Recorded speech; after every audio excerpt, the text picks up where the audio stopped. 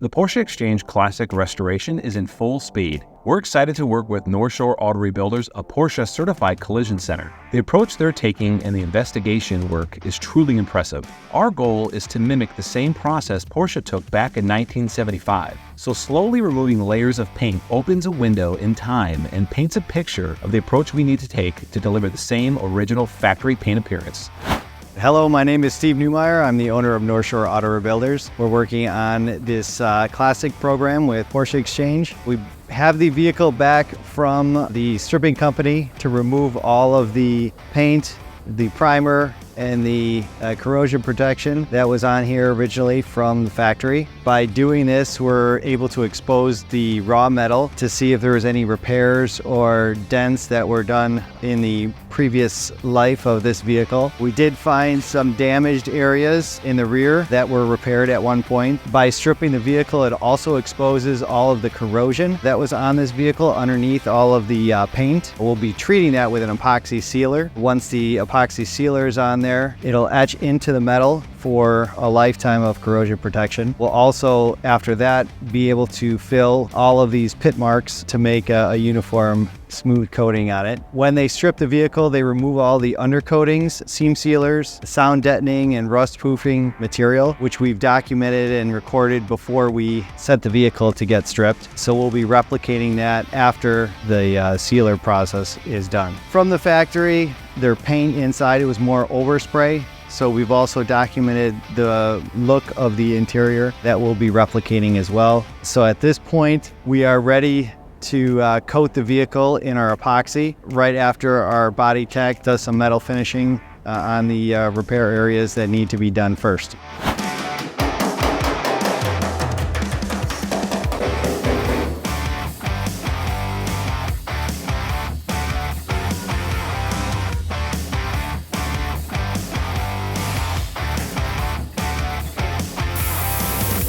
So in doing our research, we talked to some historians at BASF, Glazeret Company, and they confirmed that back in 1975, Glazeret was the manufacturer supplying the paint for Porsche. So although we're not using the same paint that they used in 1975, we are using the same manufacturer that supplied the paint to them. We are putting an epoxy down, followed by a sealer, and then a spray filler to block it so it's smooth.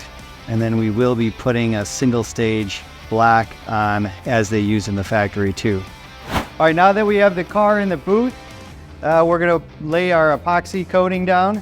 We're gonna use a pressure pot system so we could get a full 360 degrees around so we don't have any cups of paint in the way. If any areas are not covered, we'll be using a cavity wax to get into the areas that we can get for corrosion protection in the future. So without further ado, we're going to start painting.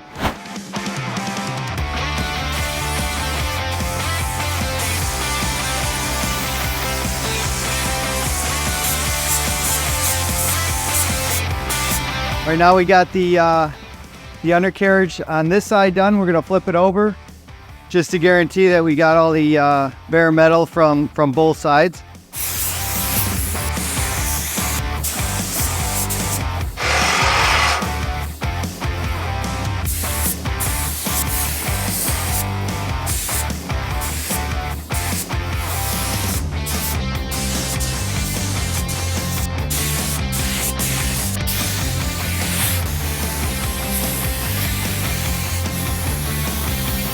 Now that the epoxy is laid out on the vehicle completely, we're going to bake this vehicle at 140 degrees to allow it to cure and attach to the metal.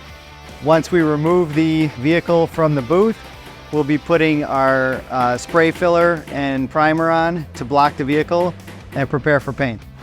Shifting gears to the mechanical side of our build, our restoration team has been hard at work. With equal amount of investigation and research, we seem to be parts sourcing the impossible. Our weekly project meetings have helped keep the project on track, and I'm pleased with the progress so far. All the different aspects of the build are exciting, and it's great to see the collaboration of our team members as they restore this 1975 Targa back to its original glory.